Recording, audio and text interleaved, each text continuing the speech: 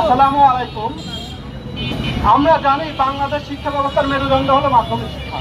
আর এই মাধ্যমিক শিক্ষার মেরুদণ্ডকে ভেঙে দেওয়ার জন্য যারা চক্রান্ত করছে, সেই চক্রান্তের বাস্তবায়ন করার জন্য গতদিন আমাদের শিক্ষক কলেজের উপর হামলা করা হয়েছে।